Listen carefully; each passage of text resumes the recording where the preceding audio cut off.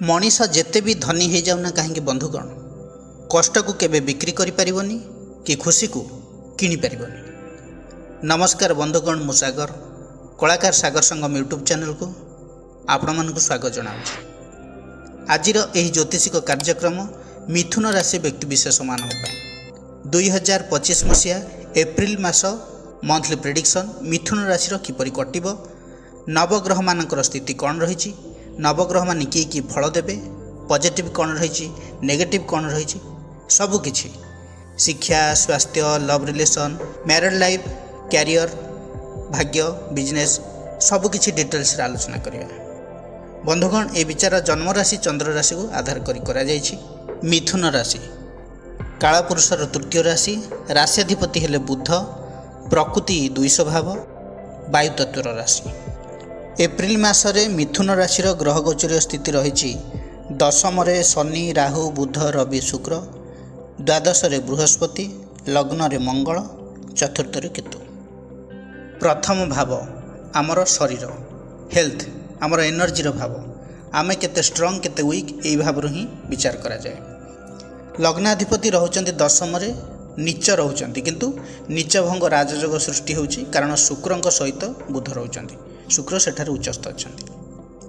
लग्न रे षष्ठपति मंगल रहउचंती एवं एप्रिल 5 पर द्वितीय भाव में नीच रहिबे। कर्कट राशि रे माइग्रेन पेन रही पारे, हेडाक रही पारे, छोट मोट खंडिया खबरा देखौची कहीं असावधानता कारण ये सब हो पारे। जेहेतु लग्न रे मंगल रहउचंती, द्वितीय रे नीचस्थ रहिबे। वर्कलोड बिजी रहिबा फल रेस्टलेस रूटीन वर्क फल अत्यधिक स्ट्रेस फल माइग्रेन रही पारे। बृहस्पति जेहेतु द्वादश भाव में अच्छा, stomach related problem, food poisoning, fat ये सब रही पारे। जहाँ भी अच्छी नॉर्मल, सेमती किसी मेजर इश्यू नहीं। राहु सहित बुध किसी स्किन इन्फेक्शन देखै पारे। ओवरऑल ए मासरे हेल्थ को नहीं भल रही। एबे आलोचना करिबा विद्यार्थी मानक विषय पाठ पढ़ा किपरि रही।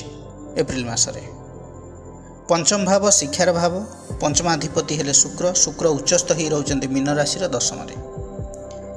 ए मास किछि करिक देखेबार मास।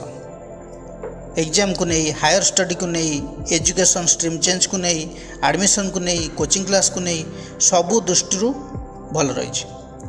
प्रोफेशन पई जो माने शिक्षा क्षेत्र में जॉब पई प्रिपेयर होउचंती, सीटी करुथिले, बीडी करुथिले, पीजी ये सब करुथिले, तांकर भल रैंक आसीपारे।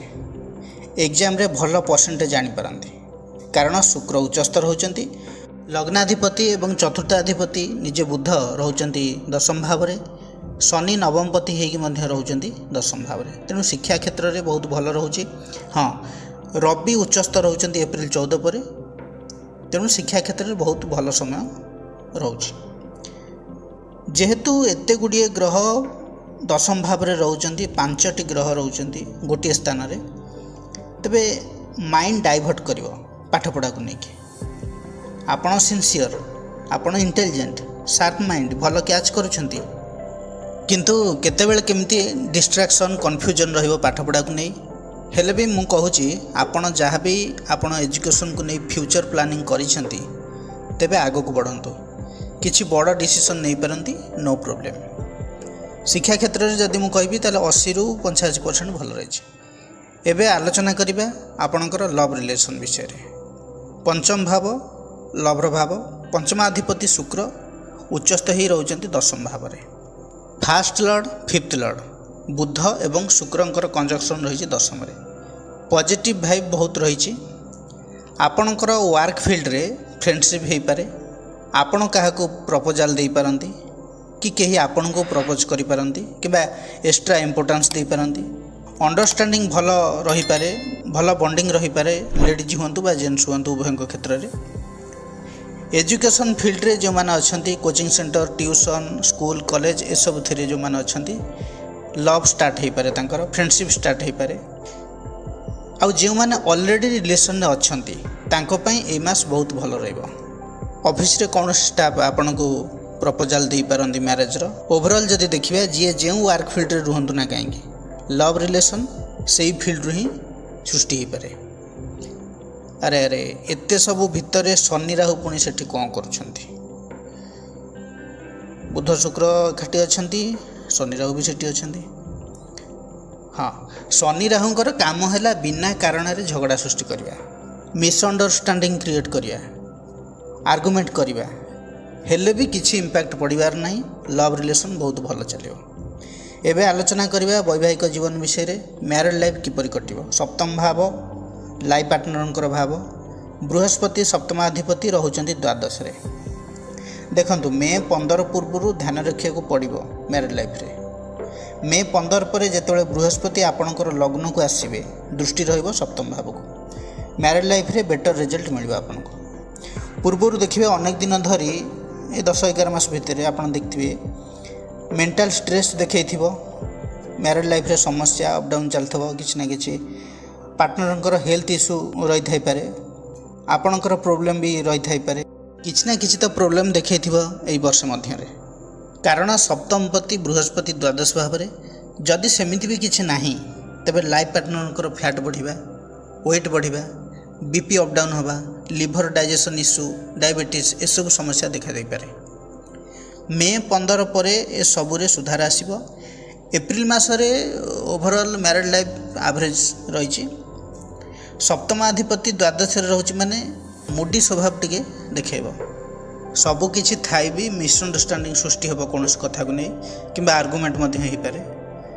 मे 15 पर बहुत बड़ परिवर्तन होबो पॉजिटिवली वैवाहिक जीवन में, किंबा लाइफ पार्टनर हेल्थ को नहीं किछि इंप्रूवमेंट देखै पारे। जो मानकर मैरिज हो पारुनथिला तांको पई एबेठारु प्रस्तुति रे लागि पड़ंतु। हुए तो कैंडिडेट आपणकर पसंद हेई थाई पारे, किंतु डिस्टेंस अधिक थिबारु आपण होल्ड कर थाई पारंती कि एई वर्ष सारा आपणको दूर जगार प्रपोजल आसीथिबा कारणरो आपण डिसीजन नै न थाई पारंती। कौनसी कारणरो तो डिले हेई थाई पारे।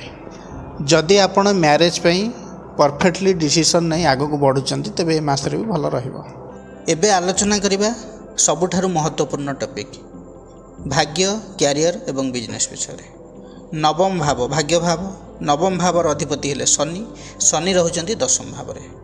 शनिंकर 7.5 नहीं कि 1.5 मध्य नहीं, किंतु शनि सहित राहु रहिचंती। शनि राहुंकर एक अशुभ योग सृष्टि होची, पिशाच योग। सेठारे रवि भी रहउचंती। भाग्य तो भल अछि, शनि जेहेतु केंद्र रे रहउचंती। तथापि एप्रिल 14 पर रवि जिते शनि ठारू दूरे जीवे, रवि मेष राशि को जीवे, किछि बेटर रिजल्ट मिलिबो। रवि मेष राशि को जीवा द्वारा उच्चस्थ रहिबे। तापर मे 18 पर राहु मध्य परिवर्तन हो जाए, पिशाच योग खंडन हम, तापर शुभ रहिबो। तथापि एई मास कथा जदि मु कहिबे आपण पई 70% भल रहिबो। शुभ कार्य करिया को जदि चाहुचंती मांगलिक काम करि पारंती। मीटिंग अटेंड करिया को चाहुचंती, इंटरव्यू अच्छी, ट्रेडिंग करि पारंती जेहेतु बुध शुक्र दशम रहिचंती भल रहिबो। सेल परचेज करि पारंती, कोनोसी प्रोजेक्ट पई प्लानिंग करि पारंती, तेबे बेसी भल रहिबो मे 15-18 पर। जदि कैरियर विषय रे कहिबी तेबे कर्मपति बृहस्पति द्वादश भाव रे, कर्म भाव रे रहउचंती 5टी ग्रह। शुक्र उच्चस्थ रहउचंती। एठी बृहस्पति एवं शुक्र क्षेत्र परिवर्तन करचंती बा राशि परिवर्तन करचंती। एठी आपण मुडी स्वभावर होई पारंती। केते काम रे मन लागिवो, केतळे काम रे मन लागिवोनी। निज हिसाब रे काम को चलिया को चेष्टा करिवे। केतळे बुलिया को जाई पारंती। ए मासरे एमिति भी हेई पारे कैरियर रे आपण निज कलिंग सहित फॉरेन ट्रिप जाई पारंती, कोनोसी टूरिस्ट प्लेस मध्ये जाई पारंती। हाँ, काम भी आसी पारे, बर्डन भी रही पारे, हेले भी आपण निज हिसाब रे काम करिया को पसंद करिवे। कारण एही मासरे शुक्र रहउचंती राहु सहित। जो माने जॉब रे नाहांती एप्रिल 14 पर जॉब पॉसिबिलिटी रही। प्रमोशन कथा जदि जानिया को चाहुचंती तेबे कम चांस रही मासरे, अधिक चांस रही मे 15 पर। कौन हुए कि 5टी ग्रह जितेबाला एकाठी दशम भाव में रोचंती, फाइट मोड रे रोचंती, आर्गुमेंट हम, निजक बड़ भाविबा, डोमिनेटिंग नेचर टोटाली पसंद न होगा, बुलाबुली करवा, अलसुआ स्वभाव देखादेवा। जदि काम आसला पूरा मन लगे करेंगे तो ना टोटाली करेंगे। बहुत मूड स्विंग टाइम ए क्षेत्र में देखा जाए। एत गुड़े ग्रह 5टी ग्रह एका संगे रोचंती। ट्रैवलिंग जोग भी रोचे, मौज मस्तिर जोग रही। बिजनेस विषय जदि कहबी बहुत भल स्थिति रही। बुध एवं शुक्र दशम भाव में अच्छा, बिजनेस रे ग्रोथ देखौछि फाइनेंशियल इंप्रूवमेंट रही लाभ भावर अधिपति केंद्र स्थान में रहउचंदी एप्रिल 5 ठारू द्वितीय अवस्थान करेंगे भल फल देवे बट नीच रहउचंदी मंगल नीच रहउचंदी हुए तो लाभ आपणकर एक्सपेक्टेशन अनुसार न आसी पारे बट जहाँ भी आसीबो सेथिरे आपण खुशी रहिबे आपण भाभी 10 लाख मिलिबो हेले 8 लाख रो संतुष्ट होगा पड़ो बट निश्चित लाभ ही हेबो बिजनेस रो स्थिति भल रही बिजनेस रो स्थिति मुझे कहबी ताले एप्रिल मासरे 80 रु 85% भल रही प्रतिकार कौन करेंगे मिथुन राशि व्यक्ति विशेष माने बुधंकर बीज मंत्र जप करंतु विष्णु सहस्र नाम पाठ करंतु छोट छोट बालक बालिका मानकु मिष्टान्न खाइबा को दियंतु शिवं को क्षीर बेलपत्री लगी करंतु बुधवार शनिवार मंगलवार निरामिष रहिले भल जो माने पूर्वर ठाकुरंक पाखरे मानसिक रखिथिले ई बैशाख मासरे ठाकुरंक पाखरे पूजापूजी कर दियंतु आपण पे भल रहइबो बंधुगण यह थिला मिथुन राशि व्यक्ति विशेष मानक पई एप्रिल मासर राशिफल विषय रे जदि भिडियोटी भल लगी थाए तबे लाइक शेयर कमेंट करिया को जमार भी भूलियो नहीं पुणी आसीबी आउ एक नुआ अध्याय को नहीं से पर्यंत रहउची नमस्कार।